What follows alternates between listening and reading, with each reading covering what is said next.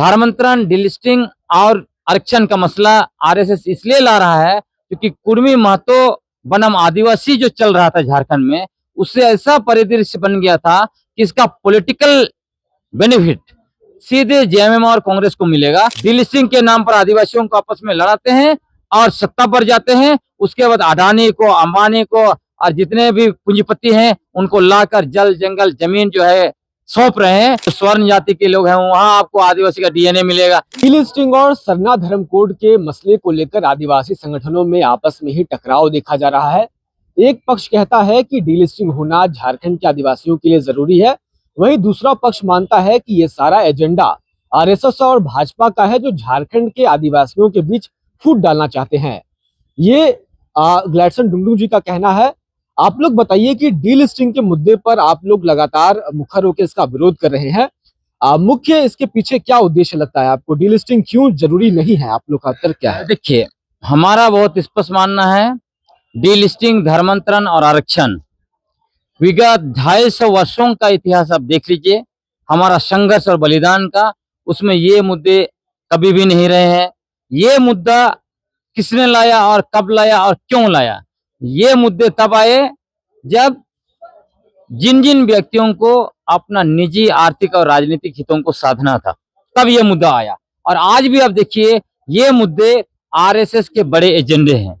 आप देख लीजिए उनका मुखपत्र में क्या लिखा हुआ है। तो धर्मांतरण, डिलिस्टिंग और आरक्षण का मसला आरएसएस इसलिए ला रहा है क्योंकि कुर्मी, महतो बनाम आदिवासी जो चल रहा था झारखंड में, उससे ऐसा परिदृश्य बन गया था कि इसका पॉलिटिकल बेनिफिट सीधे जेएमएम और कांग्रेस को मिलेगा, क्योंकि आदिवासी लोग एक तरफ जा रहे थे, सारे के सारे आदिवासी गुलबंद हो रहे थे। इसी से भयभीत होकर आरएसएस और बीजेपी ने फिर से जो है इस मूवमेंट का रुख बदल के सरना ईसाई कराया है, क्योंकि उनको लगता है ये सरना ईसाई नहीं होगा तो 2029 में वो सत्ता जो है बहुत दूर रहेगा झारखंड का। इसीलिए मूल रूप से ये लाते हैं। लेकिन हम सभी जगह पे सारे आदिवासियों को भी बता रहे हैं, समझा रहे हैं, लोग समझ भी रहे हैं कि हमारा मूल मुद्दा विगत 250 वर्षों से चल रहा है, वो हमारी आदिवासी पहचान का है, हमारा धार्मिक पहचान सरना कोड का है, हमारा स्वायत्ता का मामला है जो आज पेशा कानून के रूप में है, और हमारी जमीन, हमारा इलाका और प्राकृतिक संसाधनों पर हमारा मालिकाना हक की लड़ाई हमारा मूल मुद्दा है।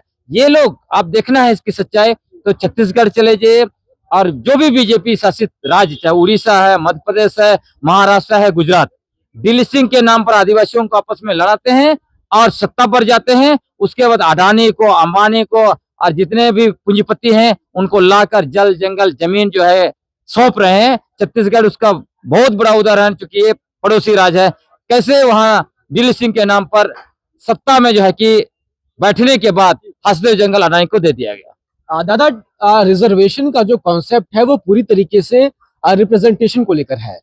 हर किसी का रिप्रेजेंटेशन सरकारी तंत्र में, शैक्षणिक जो संस्थान है उसमें होना चाहिए। झारखंड में जो लोग डिलिस्टिंग की मांग कर रहे हैं उनका ये आरोप है, उनका ये कहना है कि जो गैर क्रिश्चियन जो आदिवासी हैं, जो नॉन क्रिश्चियन आदिवासी, वो कम पढ़े लिखे हैं, वो उनके पास संसाधन कम है क्रिश्चियनों की तुलना में, इसीलिए वो पीछे छूट जा रहे हैं मुख्य धारा से, तो इसीलिए उन्हें एक अलग चाहिए। नहीं, ये गलत नैरेटिव बना रहा है। इसलिए नैरेटिव बना रहा है, आप देख लीजिए, यदि अगर हम तौले इसको, तो जो मूल जो 5 आदिवासी बड़े 5 समुदाय हैं, उरांव, मुंडा, संताल हो और खड़िया, ये ऊपर में है। और उसके नीचे अब चले जाइए, जबकि 32 है टोटल, उसमें 5-6 लोग को अलग कर दीजिए, नीचे जाइए तो नीचे का तो और भी बहुत बड़ी हालत खराब है। इस हिसाब से तो बाकी 5 को अलग कर देना चाहिए, उनको जो है कि अलग देना चाहिए, अगर उनका लॉजिक को डालें। दूसरा बात, उनका जो लोग इस तरह का नैरेटिव फैला रहे हैं, उनके घरों में देखिए जाके, उनके खुद घरों में जो देखिए सीओ भी है, बीडीओ भी है, तो वो कैसे पीछे पड़ रहे हैं? तो इनके पास कोई बेसलाइन सर्वे नहीं है, कोई डेटा नहीं है। इनको तो बीजेपी से भी डेटा मांगना चाहिए, क्योंकि बीजेपी झारखंड में लगभग 13 साल से ज्यादा शासन किया है।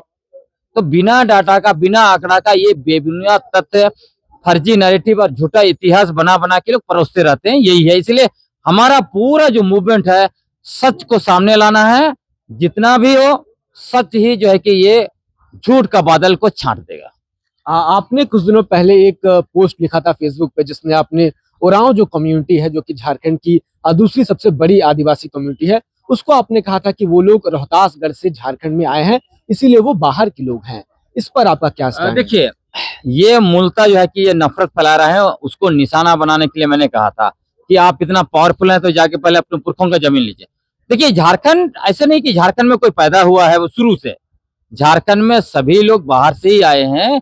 आउट ऑफ अफ्रीकन थ्योरी पढ़िए, एज ऑफ नाउ तो वही आउट ऑफ अफ्रीकन थ्योरी है। वहां से घूमते फिरते यहाँ कोई पहले आया, कोई बाद में आया वगैरह। लेकिन जो पहले आया वो दावेदारी करेगा कि ये हमारा इलाका है, जो बाद में आया वो दूसरी तरफ जहाँ वो पहले पहुंचा उधर दावेदारी करे। अगर ये लॉजिक रहा तो जो सेंटिनलीज लोग हैं, जो नॉर्थ सेंटिनलीज आइलैंड में रहते हैं, उनका ये पूरा देश होना चाहिए। 70,000 साल पहले वो लोग आए थे भारत में। बिल्कुल। उसके बाद फिर जो जारगोस लोग हैं, हाँ। जिनको द्रविडियन के एंसेस्टर्स हैं, बिल्कुल। तो भारत क्या पूरा जो दुनिया का जो इतिहास है वो केवल और केवल माइग्रेशन माइग्रेशन है। है, बिल्कुल। अगर लोग इंसान माइग्रेट नहीं करते तो सभी आज अफ्रीका में रहते। बिल्कुल बिल्कुल बिल्कुल बिल्कुल सही बात। और इसी बात को देखिएगा, ज्ञान सुधा मिश्रा और जस्टिस काटजू, इन्होंने जो अपना जजमेंट में लाया उसमें वो लिखते हैं इंडिया जो है वो एक्चुअली इमाइग्रेट का देश है।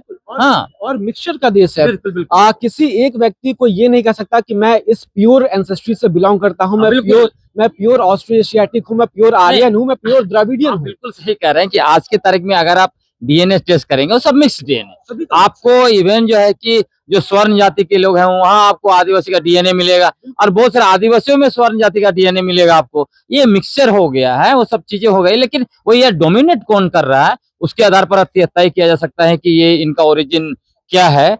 बेसिकली डीएनए हमारा पुरखा लोगों के बारे में बताता है कि आपके पुरखे कौन थे।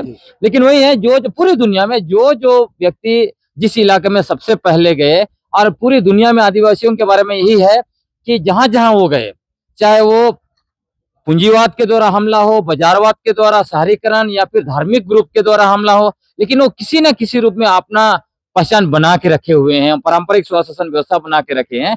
इसीलिए उनको पूरी दुनिया में आज जो है इंडिजिनस पीपल्स कहा जाता है। आज भी वो जल जंगल जमीन प्रकृति के साथ जीते। हमारे इलाके में जाइए, देश भारत देश में ही जाइए ना, बहुत सारे इलाके, हाँ झारखंड में, भारत देश छोड़िए, जहां पर आदिवासी चाहे कोई धर्म को मानता है, आप देखिएगा कि वहां पे जल जंगल जमीन को बचा के रहा है, प्रकृति के साथ जी रहा है। तो ये जो शहर में रहते हैं बेसिकली, जो आर्थिक रूप से, सामाजिक रूप से, सांस्कृतिक रूप से मजबूत हैं, ये जो है कि राजनीतिक रूप से मजबूत है। बड़े बड़े राजनीतिक पार्टियों का जो आर्थिक फायदा लेने के लिए, राजनीतिक फायदा लेने के लिए इस तरह से नैरेटिव फैला के आदिवासियों को बांटते हैं, उसका खिलाफ में हम